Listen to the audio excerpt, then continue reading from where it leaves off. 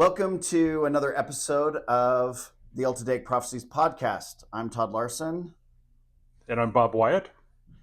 And today we're going to be talking about sort of how our process as co-authors works.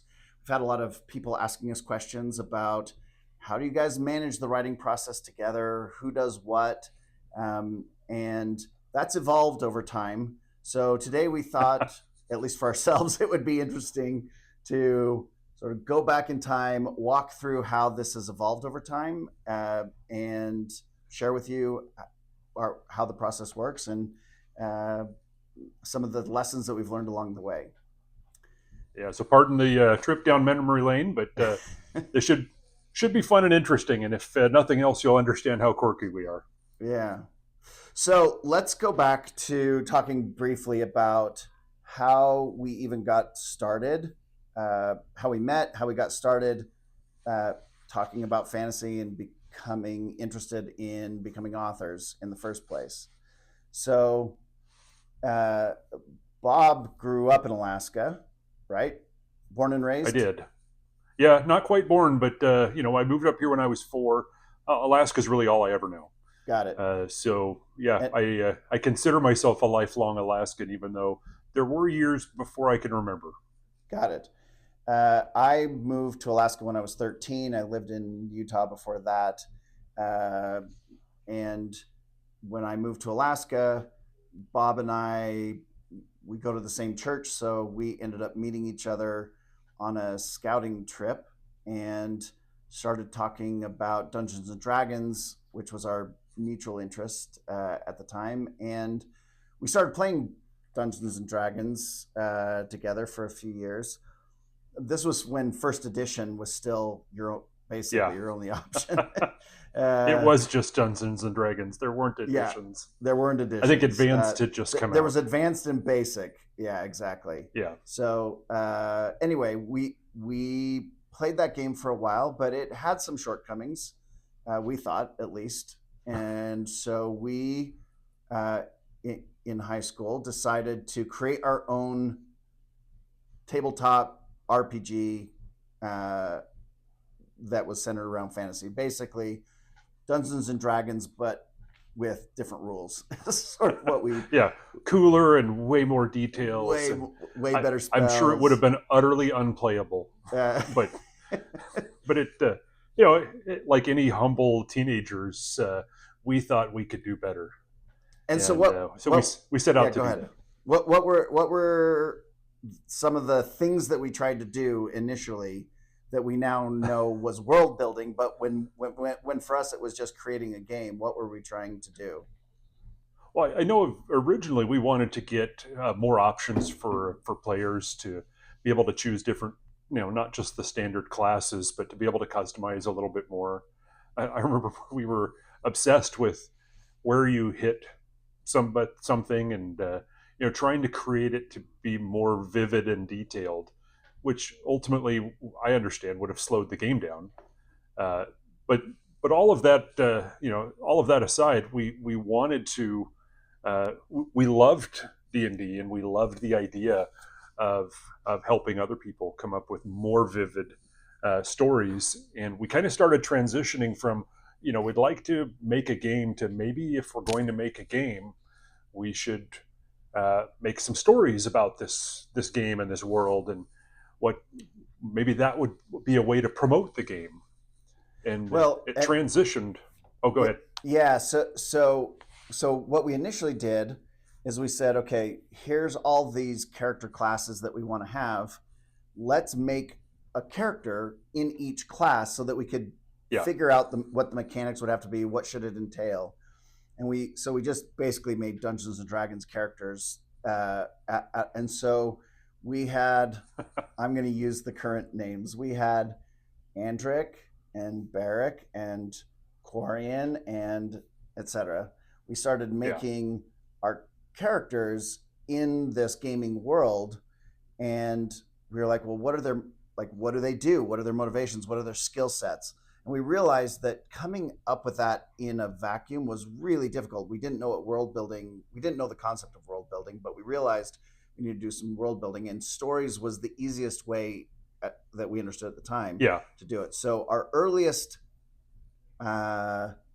work on the world of Bayon was the world building in order to understand what kind of gaming mechanics we could come up with. And so we dove into what kind of spells would there be, and what do people do in the world, and we realized, well, we need some maps, we need some settings, we need some context, so it's not just like Neo in the void matrix, the sandbox matrix. It's just white with whatever you stick in there.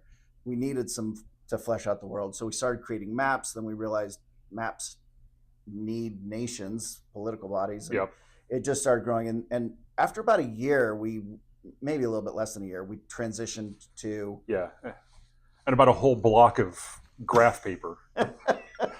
Because I remember drawing out a lot of these things and trying to create a world for our game that that we could populate with characters and with stories and things like that. And so on many levels, that's where the story started being formed, is coming up with these character ideas and how they might fit into the world. yeah. Creating the world, and Romalia was one of the first places we created when we were making our fictitious world as a place to to house our stories.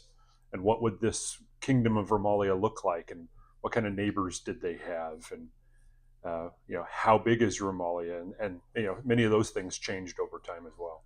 Yeah, and so it was during our senior year that we realized, it was your senior year, my junior year, Mm-hmm. that we realized, Yeah. okay, gaming is not what we really love.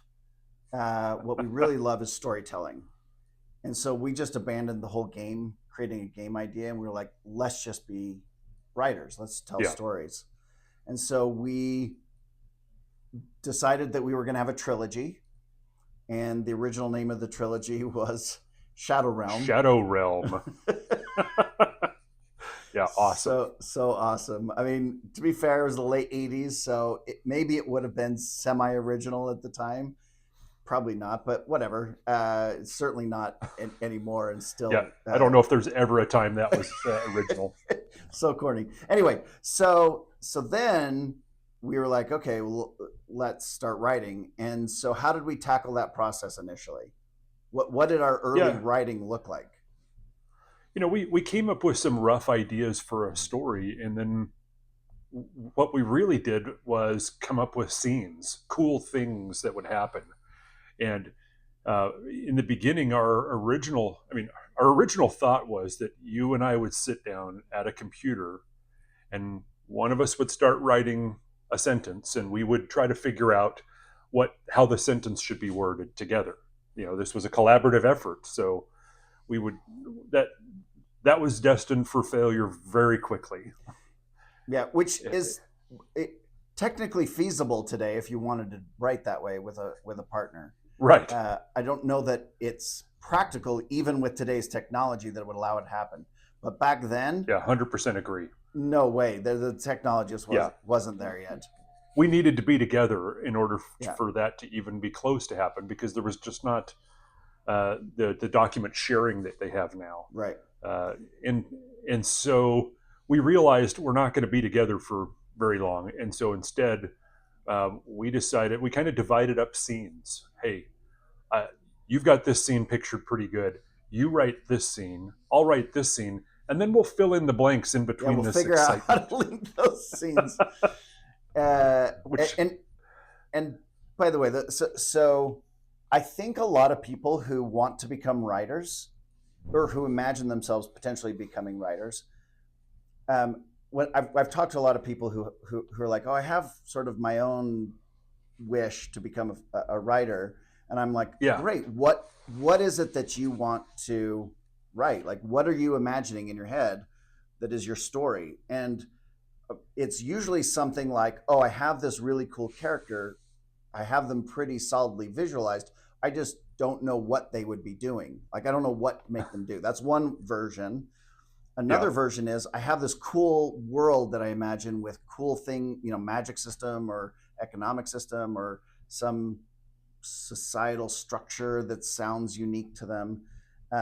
but they just don't have any sense of a story, a plot, what to make characters in the world do. That seems to be the biggest hole for most people in transitioning from what idea for a story do you have in your head, and transitioning into how would I turn that into a story. Plotting is the biggest challenge that I think most people have, is figuring out how to tackle plot. And I mean, fair enough, it's challenging. In the world of writing, there are two ways of approaching plotting. You can either just have your characters face some challenge and like, how would they react, right? Like, this is pantsing. Yeah, where like where would they go by from the here? seat of your pants is where the term pantsing comes from. So if you write by the seat of your pants, meaning you haven't outlined, you don't know the end from the beginning, you're just letting the characters react in the world, and you're more of a scribe recording down what the characters do in your imagination. George R. R. Martin famously is a pantser, and others as well. You and I originally were pantsers. What's the challenge with being a pantser? Well, I mean, you don't know ultimately where you're going to go, so it's hard to foreshadow. Hard to set the stage for things that are to come, because you don't know what's to come. How about especially with two of us? Because I think pantsing is especially difficult with co-authors. I would agree. Yeah, because we may have slightly different visions for a character. We may get to a point where why would the character do this? Well, you can see a clear vision, and to me, that character may not do exactly the same way. So when you're coming up with those things on the fly, you may have conflicting ideas of what a character is going to do, or what an have we ever had conflicting ideas about what a character should do? yeah, just a few. Just like every single time. So let's talk about conflicts between our ideas, what we're envisioning in our head. How do we resolve the conflicts between us? How do we even identify the conflicts between us? Like, where does that show up? Fisticuffs. That's all it is. We get in the boxing ring. Todd's got one in his garage, and we go at it. I win about 30% of the time, only because I bring an outside weapon. No, it's funny because even though we've had over the years a number of times where we disagreed, I think it's remarkable how few times it has happened. And in those times that it's happened, we both are going to sit down and outline what we see as the reason for our vision of where something is going to go. And there are times when you're explaining to me what you'd like, and I'm just not seeing it. But at some point, we have to make a decision on, I'm just going to run with this. And there have been times when I'm like, you know what, I don't have that passion for that direction, but we need to pick a direction. So I'll learn to get that passion. I'll learn to understand it. And there are some times when afterwards I'm, a year later, I'm like, I can't believe I wanted to go a different direction. But much of what we do is we talk it out. We decide. We try to share our vision and explain why we think it should go in a different direction, and then together make the decision on what we'll do, knowing that we have to move forward. Yeah. And if we just stay at this loggerheads, it's not going to work. And sometimes one of us will say, I don't feel strongly enough about it. It's not the direction I would lean, but let's go with yours. Okay. We try it and it works out great. Or sometimes it doesn't work out and we're like, no, this isn't working. I now see that my idea that I was advocating for is worse than what you were advocating for. Let's go back and change directions. But I think the thing that I've noticed more often than one of us getting our way and the other one just sort of getting on board with the other's idea is that out of the effort to both express our vision for some decision, some scene, some character trait, out of that process of discussing it and advocating for our ideas comes something way better than either one of us was initially talking about.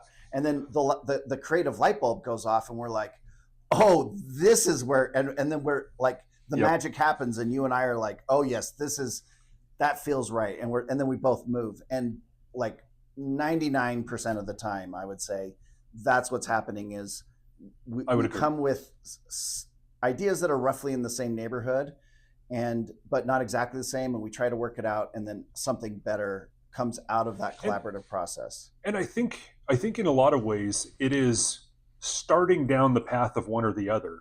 Mm-hmm. And you come up with plan A for a character, I come up with plan B for a character, and then neither one of us are really happy, and so we'll say, okay, well, you've got plan B.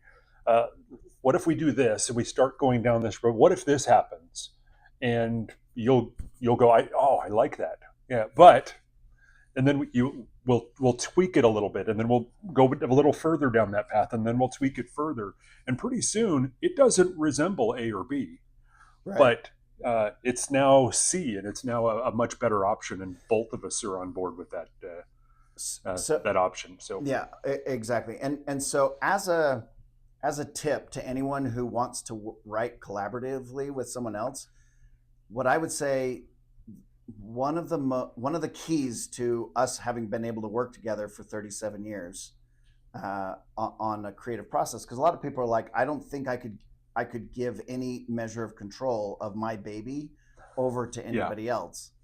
And I get that instinct. I just don't think that's the right way to. That's not how I think I look at it. And but I get the temptation to want to be in control. But if you can really buy into the idea of this isn't my project, it's not my idea, it's ours, hmm, and I don't have any ego in any part of it, and I don't have pride of authorship, or like I'm yeah, not trying to get my idea into the world. I'm trying to get our idea out there, and if you always stay wedded to the our rather than the my, you're going to find, I think, far fewer moments of conflict, right? yeah. It's. I think in many ways it's greater than the sum of the parts. For sure. So what we come up with, it takes both of us, but it's not my story or your story. It becomes almost a third story that is stronger, a much better option than I would have come up with on my own. There are things that we've got in the works that I'm excited to put out, and I feel very passionately on. And I know that I didn't come up with them, and I know that you didn't come up with them, but we reached that conclusion on a collaborative basis, and that's been one of the most rewarding things to this journey, is to be able to recognize that together, working with somebody else, I can create something better than either one of us could have done on our own. Yeah. Now, one of the things that we've had to build into our writing process uh, to maintain that is to avoid the temptation to do like Henry Ford did with building the automobile, which is specialize and break down into discrete parts, Yeah, processes. And what I mean by that is we've been tempted from time to time to have one particular character be your character, that you always write their storyline, right. and I take a different character and I always write their storyline. Talk about why we think that doesn't work for us. Well, I mean, first of all, that removes the collaborative process to it.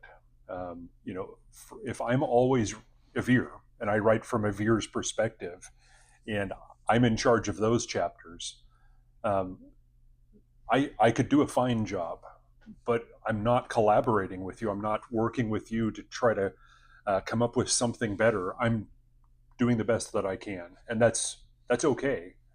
But I've recognized that there's not the collaboration when we do that. If you take the Andric chapters and I take the Avir chapters, I could write something, good, but we're striving for great, and I can't get there on my own. And so I think that takes away that collaborative effort. It lowers the the end quality, but more importantly, it changes the journey.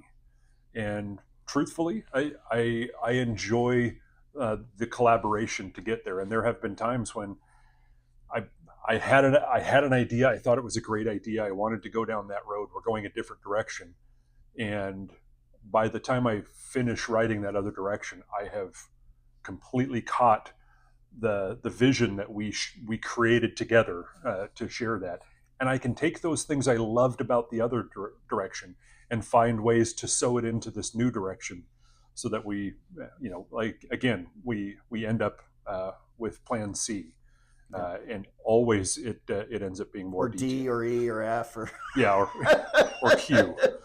yeah. Yeah, and that's I think to Yeah. me that's the biggest reason why it doesn't work going that way. I do think there's other problems, such as it was important to us that we have one voice in our writing, so that you're not reading these chapters and going, oh, I hate when I get to this chapter because the style's different. It just feels off.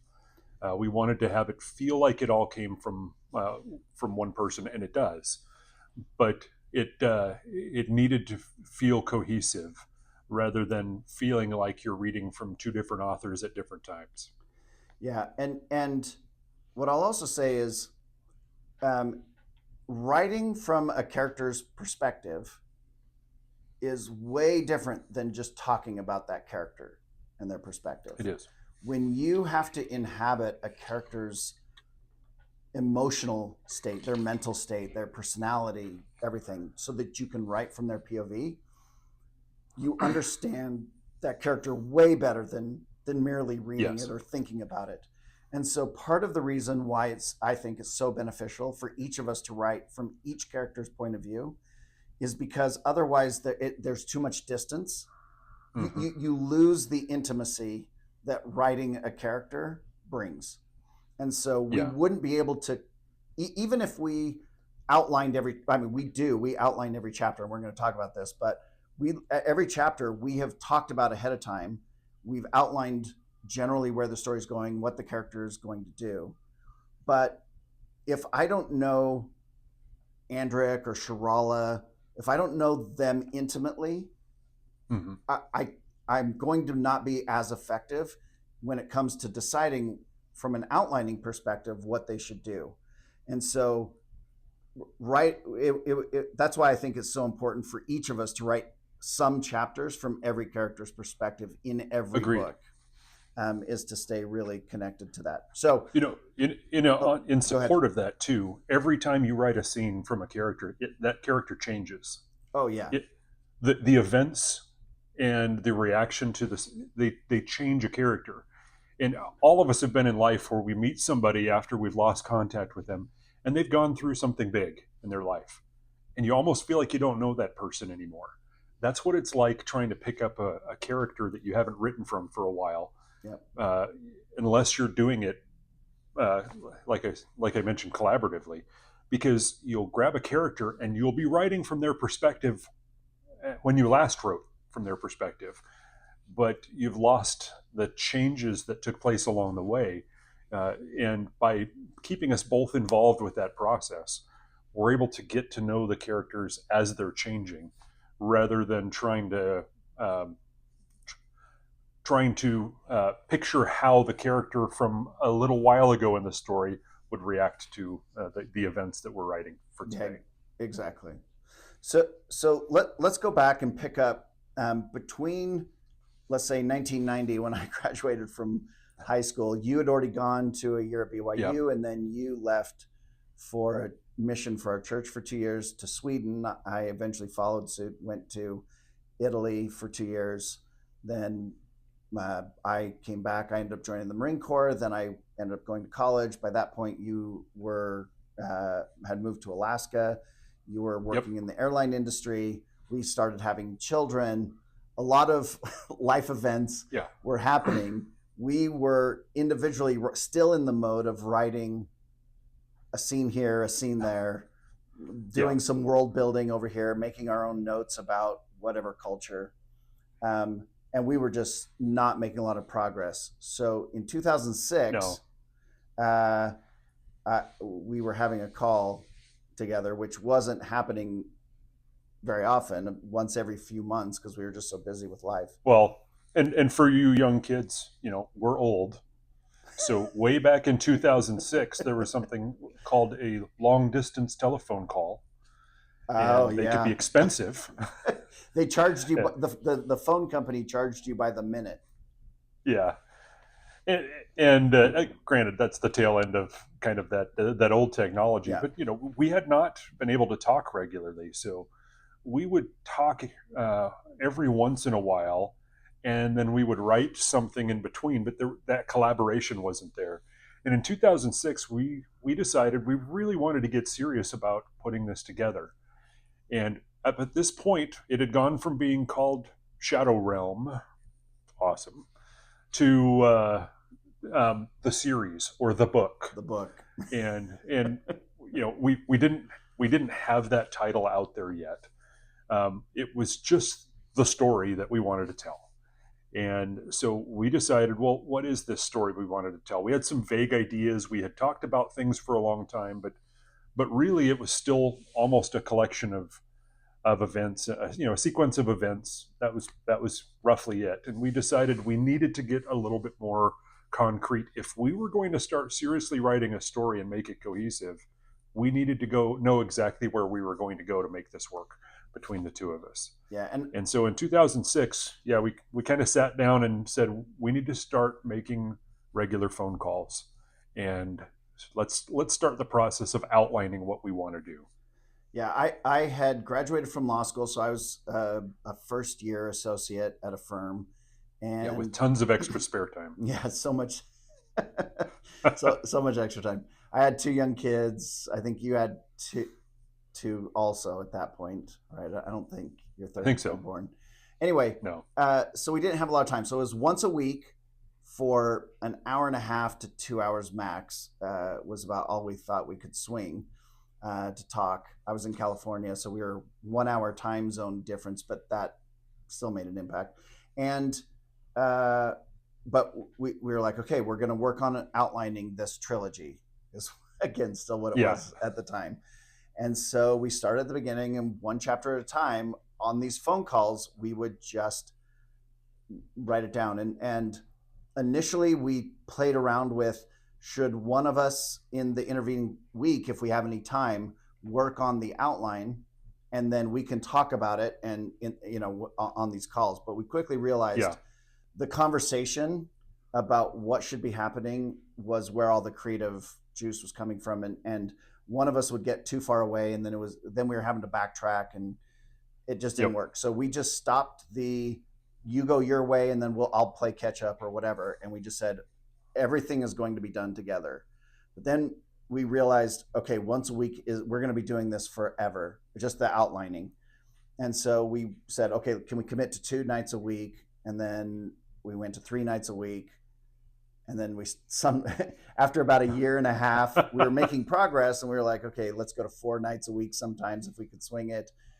There were a few weeks where we went 5 or 6 nights a week because we were in the middle of something. And so it Yeah. became this big project. And so every night we were getting on that we could talk, we were getting on the phone.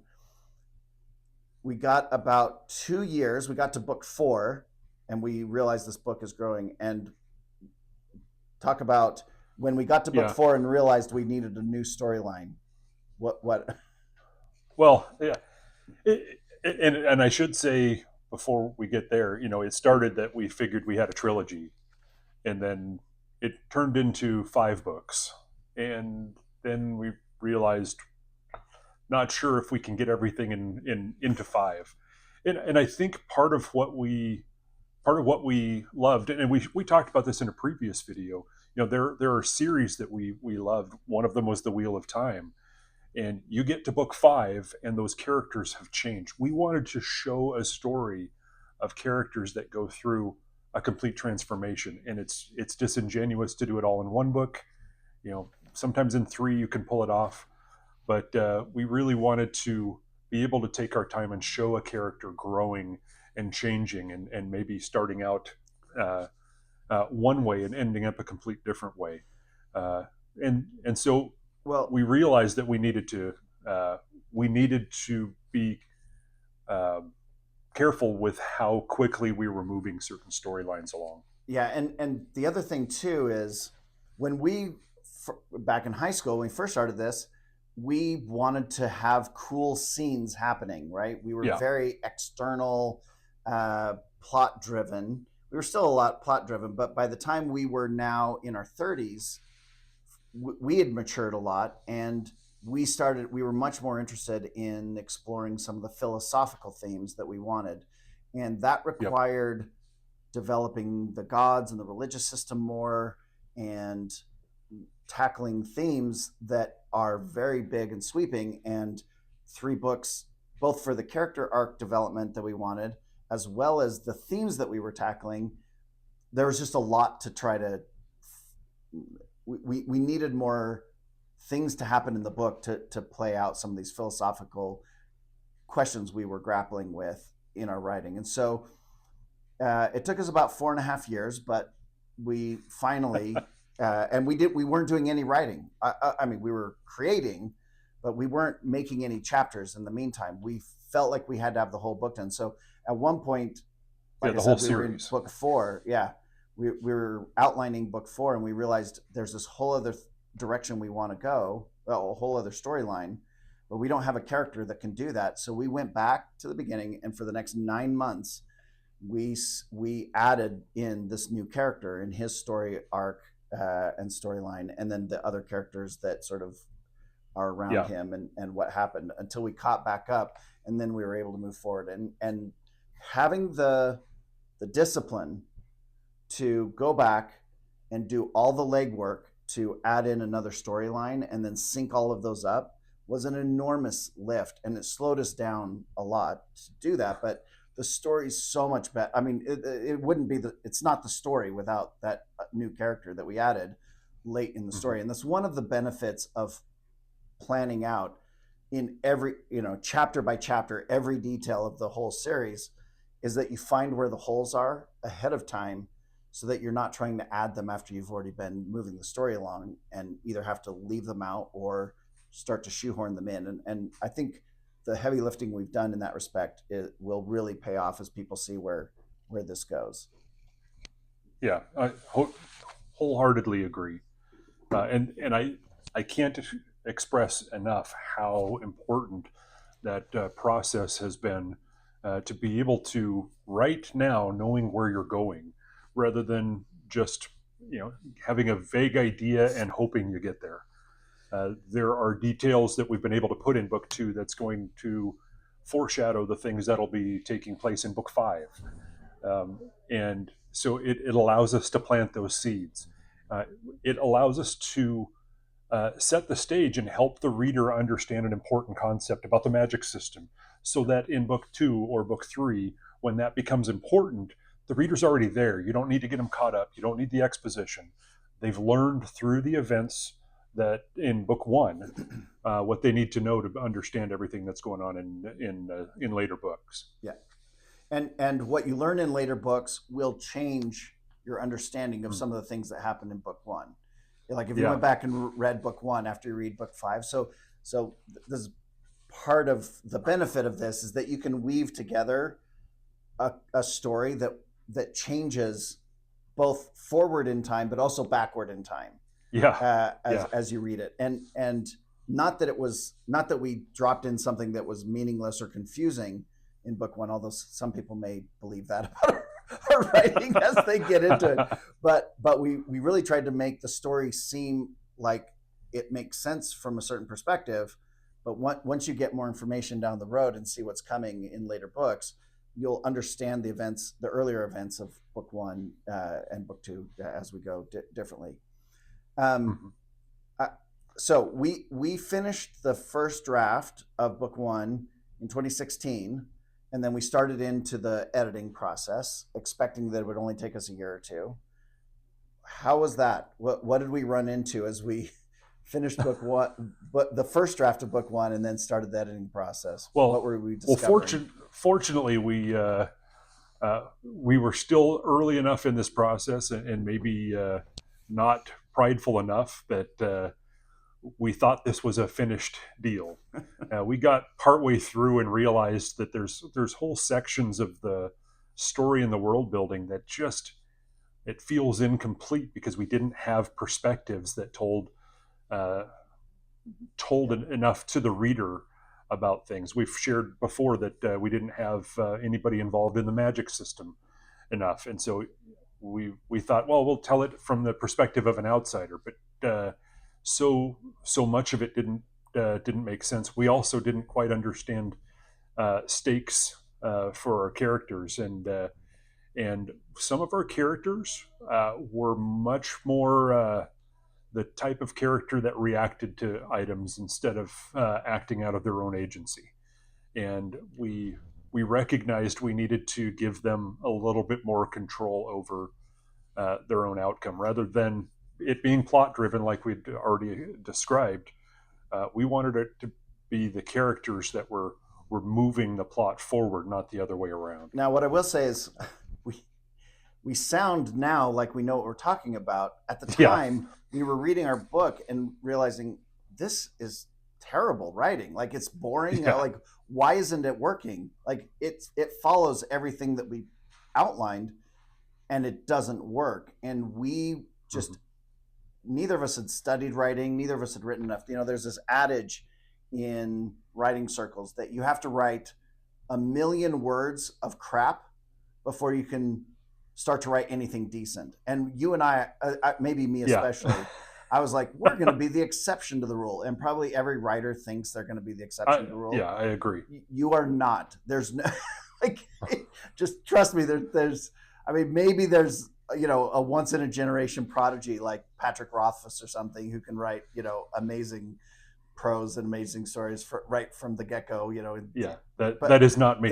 That is not us. I mean, we're decent storytellers, but our writing was just lacking. And so we thank goodness that the internet was around, because then we could go to YouTube and writing blogs and read what Brandon Sanderson had written on his blog about how to write, or listen to his lectures at BYU or whatever. Just all the sources that are available to you.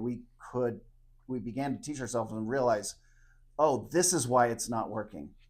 And one of the advantages that we have writing together is that we can be almost like a beta reader for each other's, for the story when I read your chapters and I'm like, oh, this is terrible. This reads terrible. Or you read mine, you're like, that doesn't make any sense. Or, holy cow, dude, you put in 5,000 that's into the sentence. Like, what are you doing? Not that you would ever do that. I would never do that, or drop it in terabang or two, right? Like, so anyway, the point is that we have that built-in advantage of being each other's, but we still didn't have the tools of being good writers. And so there was a huge education process. So we started rewriting things and adding in new chapters and the rest of it. We didn't have 2 magic systems. We didn't have a magic system even after the first draft. Well, we had magical things happening. We had spell. We had a soft magic system that neither one of us had really defined much. So we liked the idea of magic. Yeah. So magic. So magic was happening. We had no idea why or how or any of it. And so we started building in.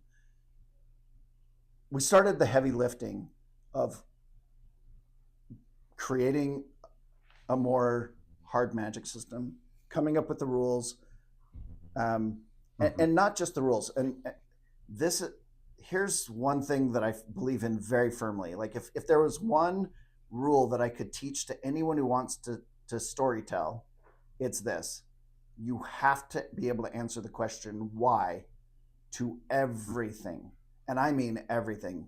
Every line of dialogue, every background thing that's happening, every character's reaction. You have to answer the question why. If you don't know the why of everything, you're going to go off track. You just are, or you're going to miss something, right? It doesn't mean the reader needs to know why, but the author. And that's a really good clarification. And I think that's funny, because there were lots of times I'm just like, Todd, just suspend disbelief and move on. Let's go. And no, I got to understand why. Yeah.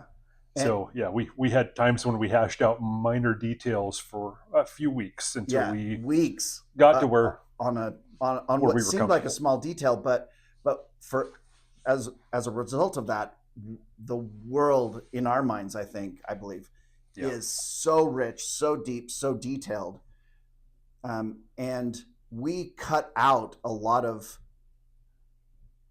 superfluous details because we didn't know what was important and what wasn't. So in the beginning, we threw in a lot of stuff, and we've Right. taken out a lot of that. I think book one is maybe still a little bit on the heavy side for some of those details. As you know, some of the feedback we've gotten from early readers is, "Oh my gosh, there's so much detail in this world." You don't know the half of it. Like there was way more, and this is a sign of inexperienced writing. Is when you just you vomit too much detail about the world building, exposition, terrible. Yeah. We've cleaned a lot of that out, and I think most of it will, if not all of it, will feel justified by the time you get to the end of the series. But this is our first book, our debut novel. Maybe it almost certainly will not be as clean as our third or our fifth or our seventh book or Yeah. whatever, right? Like I there will be hope some of not. that. Yeah, we'll Yeah, grow. I mean, I hope we look back and go, oh, I wish I could rewrite book one. Yeah, I don't think I'm ever going to look at book one and feel like it's a finished product. It'll just be what I settled on. so, yeah, And I do think that we'll look back and go, yeah, I shouldn't have gone this route, or I was a little heavy handed here.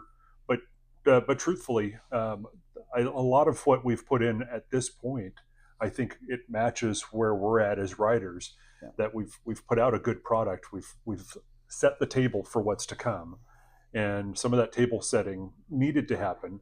And there were many times, even with our editor, who said, "Hey, do we really need this part?" Well, okay, this is setting the table for. Okay, I see. And we would explain why we needed this scene in here, what this is doing, what the intent is. And as the editor read on, she kind of went, "Okay, yeah, I see why we needed this after all." yeah. Uh, may not seem like it in the beginning, but I think it justifies itself in the writing as the story progresses. Yeah. So we're going to talk about our editor. Yep. Edits by Stacy is her company, Stacy Smakovsky. She's a godsend for all kinds of reasons. We'll talk about that in a minute. But so we Yeah. finally finished writing the book. We were like, okay, this is as polished as we can get it, and that was in 2022. So this is about 3 years ago. And we were like, Yep. okay, we're ready to go get it published. And so we started querying because Oh, we considered we wanted to be traditionally published yeah. originally, and I'm going to walk us through pretty quickly on this piece, but feel free to slow me down and clarify anything. But No, I we want to get through this as quick as we can. painful chapter. Uh, Yeah, this was my least favorite part. Querying is, so for anyone who doesn't know, querying is where you write letters introducing your work and asking agents that are not at publishing houses. The way the publishing industry works is uh, in the old days, like a Penguin Random House or a Macmillan or whoever, they used to submit manuscripts. You'd mail a manuscript to them, and they would have teams of editors and intake interns and whoever who would Yep. just go through what they call the slush pile, just stacks of manuscripts, and they would decide. And that function has been outsourced in the industry for the most part to agents who work at literary agencies. So you try to get an agent who then screens all of their slush pile, picks the books that they want to represent, that they think they can Yeah. sell. They'll work with you to get your book even more polished and cleaned up so that it has the best chance of being sold. So that's an initial round of editing that they do with you after you've edited for years. And then they'll go and try and sell it. And then if you get picked up, you get an editor assigned, and then they'll do more editing. And then once they think the book's ready, then it goes through the production process, et cetera. So we wanted to go through that. So we were querying agents, sending letters to agents, and there's a whole process. We're not going to go through in this video. But after sending out, I don't know, 25 or 30 query letters and getting either About 80 no more answer, than we should have. getting either no reaction or occasionally a rejection. And the rejections are always for them, which again, not a criticism. It's just how it works. Right. They get too many. They can't do personalized. So we had no idea why our book wasn't getting picked up, although we were starting to realize it was because of the word count, at least because of the word count, if nothing else, right?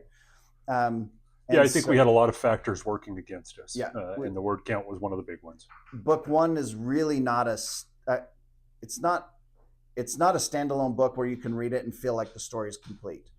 Right. There's a climax, and the book ends with things that are happening in the book reaching a stage of resolution, but it's clear when you get to the end of the book, there's more coming, right? Like it doesn't work as a standalone. That's, in the 2020s, that's where the industry has moved, is no one is signing up debut authors for a 7-book epic fantasy series. They don't care how many, that you've outlined all 7 books and you're ready to, launch in. And our word count being 350,000 is about 250,000 words longer than they want to hear about.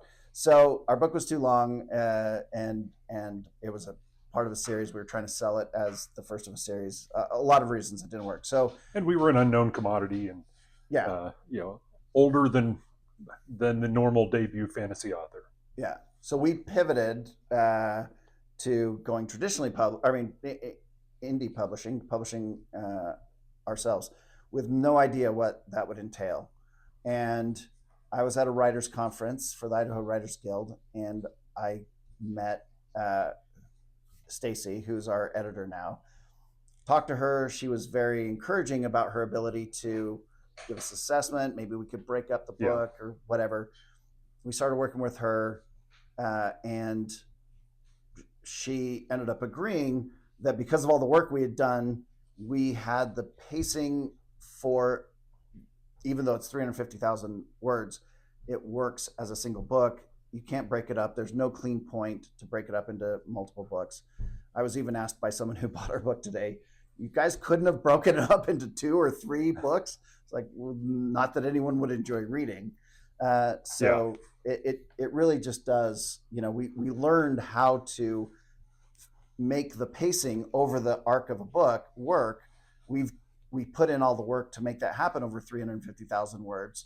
You just can't break it up and have it be in any way satisfying. So, you could probably do volumes 1 and 2, but you just can't. You'd have to buy them together. And so we looked into how to make a book sell, and we moved away from being writers into being publishers. And how's that journey gone for us, Bob? Yeah, it's not where our passion is. There are things we loved about it, to be honest with you. Like what? Like the artwork. Starting to get to where you're choosing a cover artist. You're trying to design that the overall look of the book. Those are things that I think we've enjoyed as we've gone down. And we've met some incredible artists that participated. And we'll get into that in a little bit. But for the most part, I felt like we were writers, and all of a sudden we were forced to be publishers and confront the business side of our industry. And it wasn't where our passion was at all. And that was difficult. And one of the, I mentioned before, Stacy was a godsend. So she also is really good at the business side of indie publishing, especially, right? So because we pivoted in that direction, she not only was good at editing the book, but she also knew the process of getting the book formatted, getting it printed, getting it on Amazon or wide distribution or whatever. And so she was not only our editor, but she was our business coach,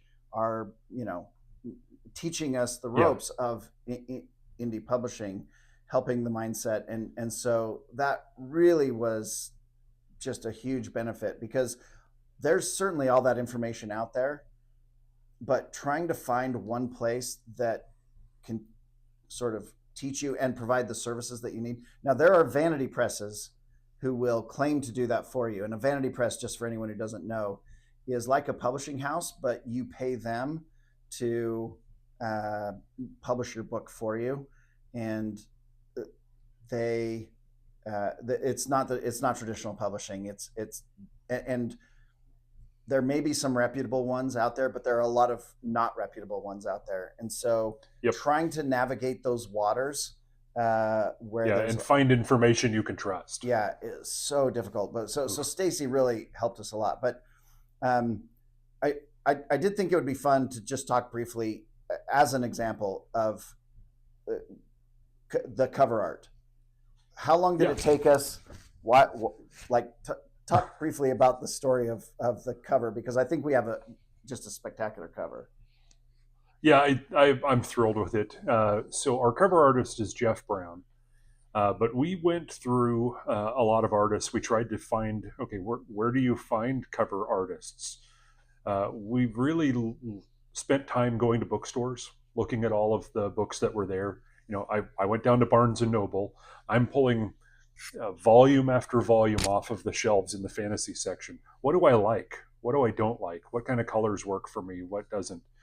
Do I want one that's just some kind of design on it? Do I want a piece of art on there? And we could see the trending. In fact, at first we started just analyzing the trending and say, okay, these are the kinds of covers that seem to be popular now, where it's not monochromatic, but it's very few colors, very bold designs, kind of simple, not a lot of, not artwork heavy necessarily. But the books that I loved tended to be a different style. They usually tended to have some eye-catching artwork on it. And we decided, even though that's not necessarily trendy, that's the direction we wanted to go. Well, and what was it like collaborating? Because each of us had our own artistic taste. And so how do you get two authors with there's some art that we appreciate in common, but we also have our own artistic taste. So what was the process like working together through trying to decide what direction to go?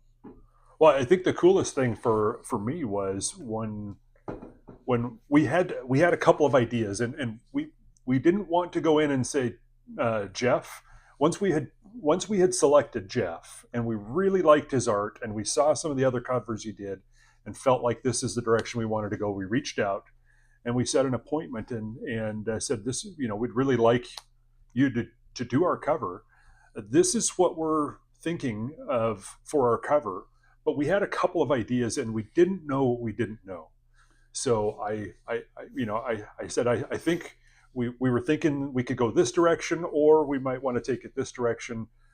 We'd really like to get, and we described a high angle shot with the temple as. So before you get there, Bob and I spent days. I mean, we spent so Bob and I in how long have we been doing our daily routine now? Like 5 years, 6 years? Yeah, more than that probably. Yeah. Yeah, and so our daily routine is that I call him. I get up early in the morning. 4:30. It's 2 hours earlier. Yeah, he gets up 4:30 Alaska time because I need time to write, and so I get up at 4:30 and I start my writing process. Then I need to get it done before everybody else gets up, because then I get distracted and I have to get off to work, and the rest of the day gets commandeered. But yeah, we'd spend that time in the morning at 4:30 in the morning. Now, often especially when we're writing and there's nothing to collaborate about, those calls are dead silent for an hour or 2 or 3 or whatever, right? Like there may not be anything, but knowing that there's someone else on the other end of the phone every day calling you, if you don't feel like writing, it gets you up, it gets you moving. And, we both have acknowledged multiple times that having a writing partner helps you overcome.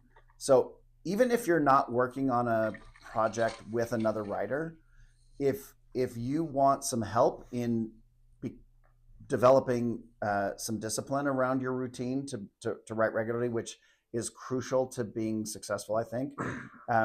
Find a partner, and again, you don't have to be working on the same project, even although it makes it far more fun if you are, I think. Yeah. But that discipline really helps, and we do it 6 days a week. We maybe go a little bit longer on Saturday than on work days, but we write 6 days a week every morning for as long as we can, an hour to 3 hours, something like that. So when it came to designing the cover, Bob and I had spent hours and hours sharing images, book images, talking about what we like and what we didn't like. And the week before we were meeting with Jeff, we were trying to go through scene by scene in the book and say, would this make a good cover? And we were struggling Right. and struggling and couldn't come up with an idea. And finally, we were like, well, we could do this one idea of showing Andric walking into a temple, or he's already in the temple in front of one of the statues or something. And we'd also talked about some more abstract, stylized images that, and in the collaborative process of Bob was in the middle of describing a scene that he had in his head while I was thinking of something else, a completely different style of book cover. And the juxtaposition of those two ideas produced the idea that became the cover. And so the cover's great. We love it. We absolutely love it. Jeff's just an artistic god. Well, he's amazing. And I will say also, as we're describing it to Jeff, he had the immense talent to be able to create it on the fly. Obviously not the final product, but he started showing us, you mean like this? Or do you mean like a higher angle, or right? And so he would manipulate an image in front of us to get an idea for what we wanted. And I could see he got excited the closer he was getting to our vision too. And yeah, he tried it from one angle. We were like, can you bring it around to this other angle, which is the current one? And he did. And he drew 4 lines on the page, 2 lines down the front of the building and 2 lines on the path. And the angle was perfect. I just knew instantaneously with 4 lines on the page that was what it was going to be. So, yeah. But I think this is just one example of Bob and I collaborate on everything together, and the creative process of talking about ideas, and Bob might be thinking about one thing, I'm thinking about something else, but out of that collaborative process comes the magic of what we're creating. And I think that's just so, it's one of the deepest, most meaningful parts of my life. Is this isn't just a writing hobby, and it's not only a creative outlet for me, although it is that, but the creative process of working together with another creator to create something jointly is far more rich, I think, than I can ever imagine having to do it solo. I would almost say that I feel bad for anyone who has to write a book by themselves. Like it's that amazing of an experience to be a creator with another creative mind. And Bob, you and I are very well synced in our personalities in how we can work together. Our creative vision is very similar. Our philosophical interests and what we want to accomplish through writing the book has stayed aligned. There's so many places where a little bit of a difference could just blow the whole thing apart, which is why I think I think it is miraculous that you and I found each other and were able to have together what we've created. And our why is also so similar, and I think that makes a big difference too. We have differences, and there have been times when we have hashed those out. Certainly, like any relationship, you go through that, but our why has remained the same, and that I think that's really helped keep us centered on our work and our desire to move it forward and to see it reach other people's hands. I think it has been immensely satisfying. Yeah, I agree. So we're at the end of the hour. If there are any other topics that you would like, questions that you have, topics you'd like us to cover, drop those in the comment. We would love to respond to whatever you would be interested about, or follow us on social media. We'll try to be responsive there as well. And until next time, enjoy the journey. Yeah, thanks. Take care, everyone.